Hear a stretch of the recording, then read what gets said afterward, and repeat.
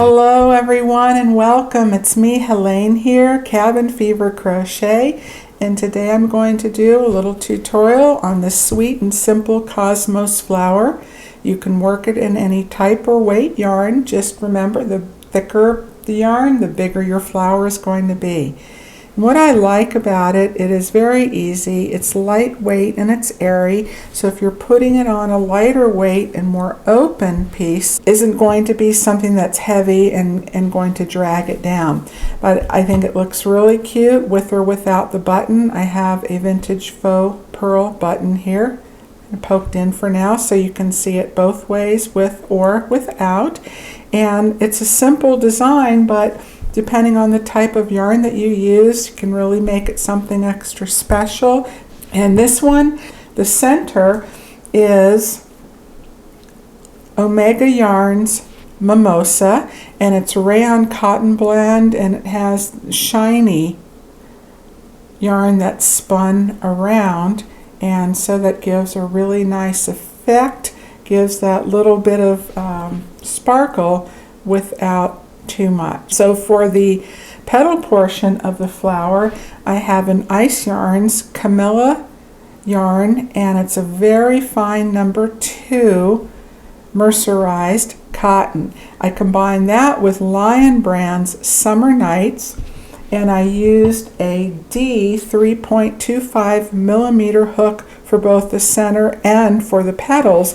And even though the petal stitches are a little bit thicker than the center with those two combined, it worked up just fine. And so today I'm going to be working with, for the center, I'm going to do the Lion Brand 24/7. They're 100% mercerized cotton. It is considered a number 4 weight on the ball band. However, I think it's a very lightweight number 4, and it's spun real tightly. And I'm going to use the recommended on this, a G 4 millimeter hook. And that's going to be for the center. And for the petals, I'm going to combine another Omega yarn, the Sinfonia yarn. This is 100% mercerized cotton as well, and this is a sport weight. It's a little bit lighter, and I'm going to combine that with the Lion Brand Summer Nights in Tropical Punch. That'll be real pretty together. All right, so I'm going to zoom in so you can see a little bit closer. I'm going to begin with a magic circle, my preferred method. However, you can chain 4, slip stitch into your beginning chain, and the circle that creates, you can work into that for those stitches. So for the magic circle, I have the tail end facing me with the end downward. I take my working end, I wrap it around my 2 fingers and cross over. Just grab my hook, my 4 millimeter hook, go through the loop and bring that working end up. Now you have a loop on your hook, and I just grab all the pieces, the loop, the ring, and my working end, and keep those secured. Cinch that down, and now I chain 1, tighten it to lock that in, and that does not count as a stitch, does not. Okay. And now we're going to work 8 single crochets in the ring.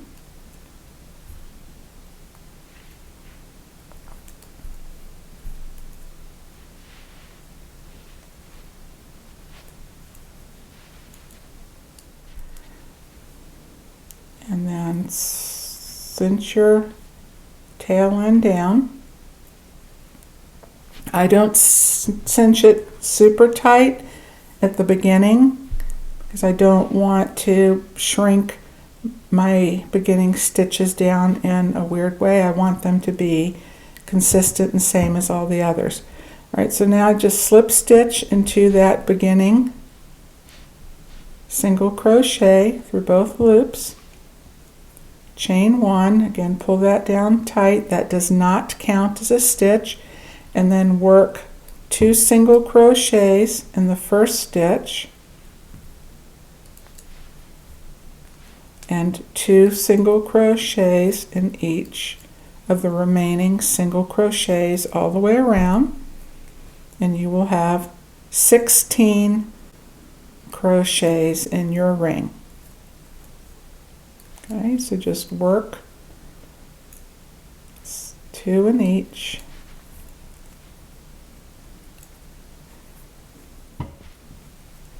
When I finish, get back around. I always count.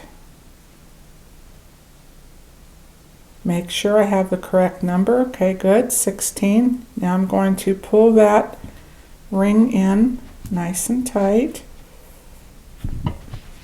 Depending on how, it doesn't have to be closed all the way. You can have it open a little bit if you like. But if you're putting a button, then I recommend to have that button secure and so it doesn't slip through, then cinching it down enough so that your button won't slip around. Okay. You can join the new color one of 2 ways. You can either just simply slip stitch to that beginning single crochet, chain 1, cinch that down tight, cut your yarn, and then you would just join with your other color in any one of these single crochets around.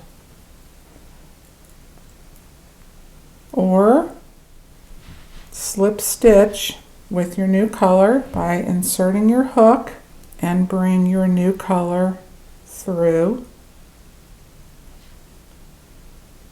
instead. And I will tie my 2 tail ends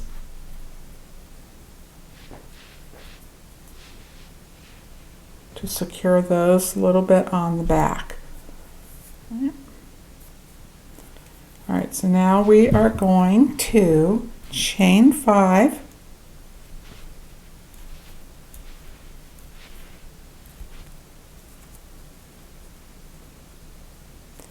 and double triple. So a triple or treble crochet is you wrap around twice.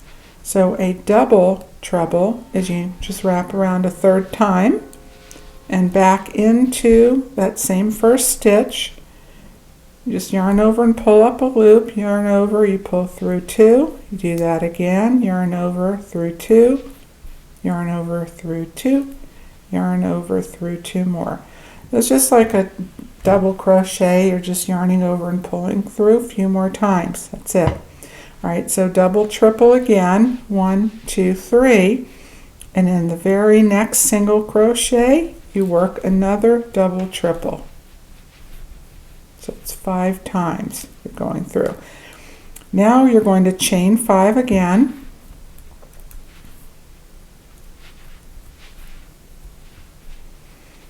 And then go back into the same stitch that you worked out of and slip stitch.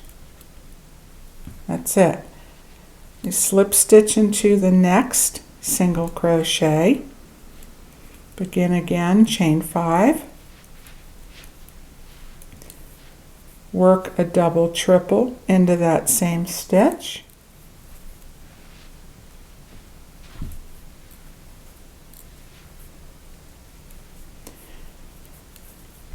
A double triple into the next crochet, single crochet, excuse me, the next stitch. Okay, chain 5.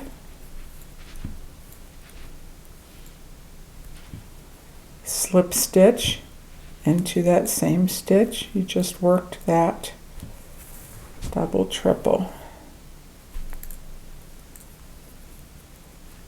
Takes more yarn, surprisingly more yarn. And you would think, hey, that kind of looks like a little bunny, doesn't it? And repeat this 6 more times, so you will have a total of 8 petals. Because remember, we have 16, and you're working all 4 of these stitches, 2 in one, 2 in the next. So that will give you 8 petals.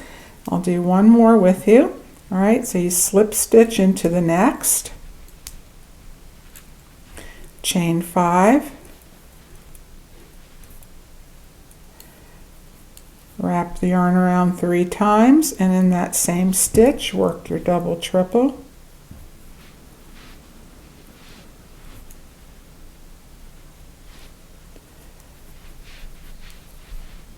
wrap around 3 times, and in the next stitch work a double triple, chain 5,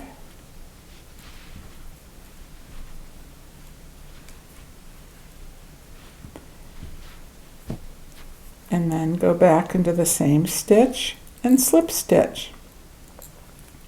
That's it all the way around. All right, so go ahead, complete 5 more, and I will meet you back around. I'm back around. I have finished my last 5 chains.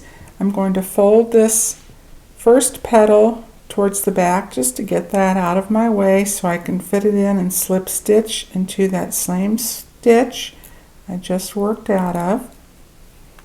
Okay, and then rather than slip stitch to the beginning flower to connect them all, okay, I'm going to cut my yarn, leave enough to sew in, bring my tail end up,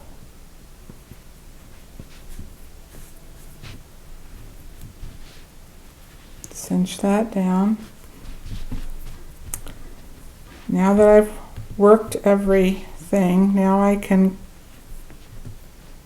tie these yarns more securely. I'm just going to do a square knot, the right over left, left over right. And then I will take my yarn needle, fit it through to the back, pull it on through. That connects the two nicely and keeps the work really smooth. Okay, and then you can just sew in your ends as usual, or if you cut this piece long enough, you can even use that piece to sew the flower on to your work.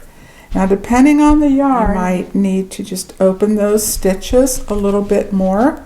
So you can do it one of 2 ways. You can open up the stitches, and then when you sew the flower on, I just recommend going around the edge a little bit, and then I reinforce it and I come up just a little bit, and you can just catch the back end of your stitch and attach them on if you want it flat. But if not, you can just do, as I showed you, the circle, outer circle portion, and then you can just leave these kind of curly and free form if you want to have a little more dimension rather than your work completely flat. Depends, it's up to you, whatever you're applying that onto. You can put a cute little button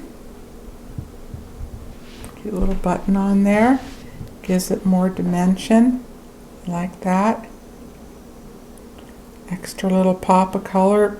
To me, that brings out the lighter tones. But anyway, sweet and simple little flower. Hope you enjoyed this tutorial. All right, take care everyone, and I will see you soon. Bye for now.